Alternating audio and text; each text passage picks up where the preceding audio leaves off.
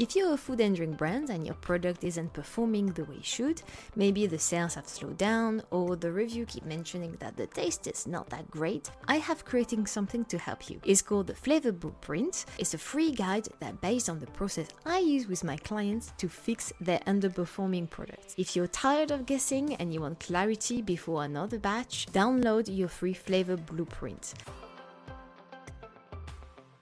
If you want to create food or drink products that actually taste amazing, get the repeat purchases and see your sales go up, you need a flavor strategy. I'm Manon Galizzi, food scientist and flavor expert, and in this podcast I share what I've learned from helping food and drink brands create new products from scratch, choose the right flavor direction, or fix the flavors that are not working. Bonjour and welcome to another of my 30-day podcast challenge episodes.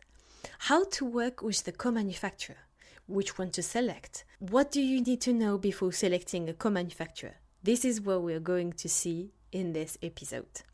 The first thing you have to bear in mind is most of the contract manufacturer will keep the IP, which is intellectual property of your recipe and your product. It means if you want to change co-manufacturer in the future, that co-manufacturer will have to match the recipe, probably slightly tweak it to be able to create your product again. The intellectual property belongs to most of the contract manufacturer. So before jumping into contract manufacturer because you want absolutely to go to retailer, think before it's too late. And I had one of my customer who that happened, and they realized way too late that the intellectual property of their product didn't belong to them, which for me sounds completely bonkers. And some of my clients, that's the first question they ask me: can I keep the IP of my product?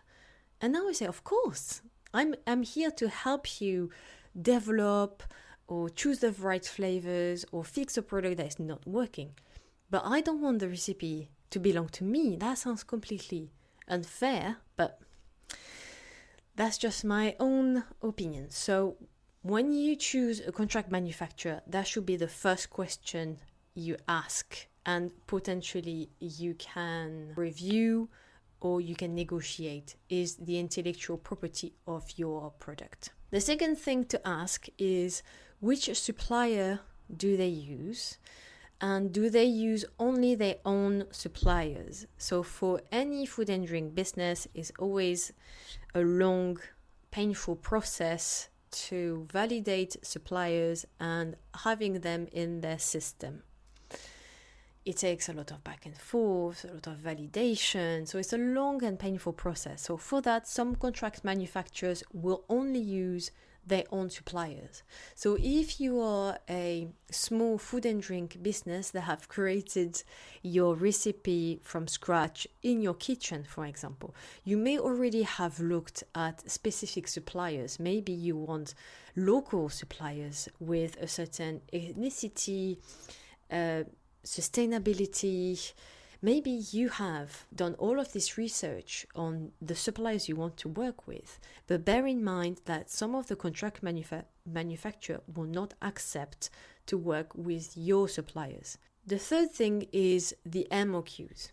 Most of the contract manufacturers will have very high MOQs and they will ask you to pay upfront.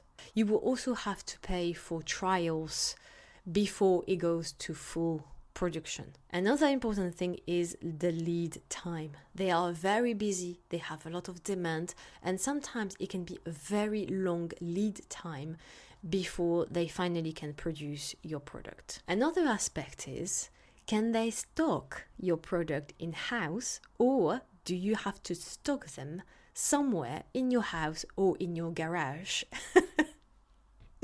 And that happened to one of my customers where they had to stock, I can't remember how many samples in their garage because the contract manufacturer didn't stock. Or I think it has to be a certain fee to be able to stock your product. And then the last important question to ask your contract manufacturer is, do they support distribution of your product?